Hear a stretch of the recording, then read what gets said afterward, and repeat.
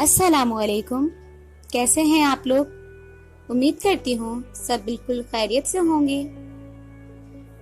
बच्चों, आज हम अपनी उर्दू अदब की क्लास में कौन से सबक का काम करने जा रहे हैं? सबक सलाम करना। कौन सा सबक? सबक सलाम करना। तो इसका हमने कितना काम कर लिया? इसके हमने मुश्किल अल्फाज मायने और सवाल जवाब हम पिछली क्लास में कर चुके हैं।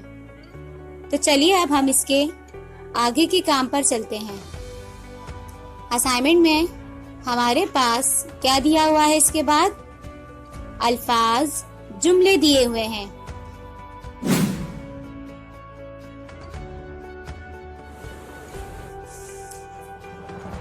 तो ये हमारे पास अल्फाज जुमले।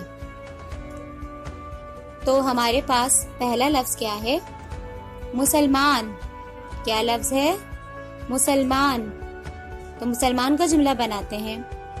सब मुसलमान आपस में भाई भाई हैं। सब मुसलमान आपस में भाई भाई हैं।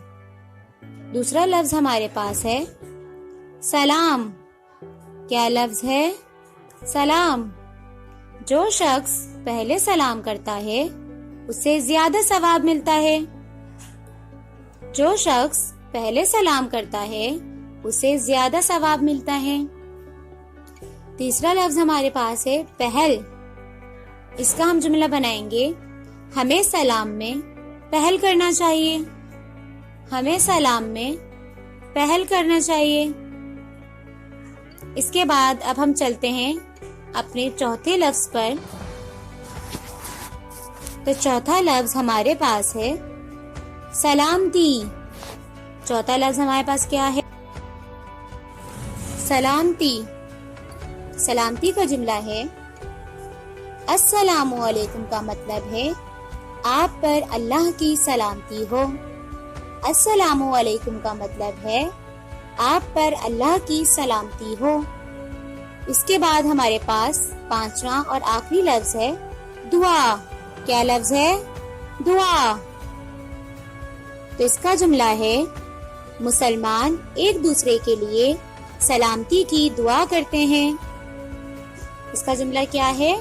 मुसलमान एक दूसरे के लिए सलामती की दुआ करते हैं।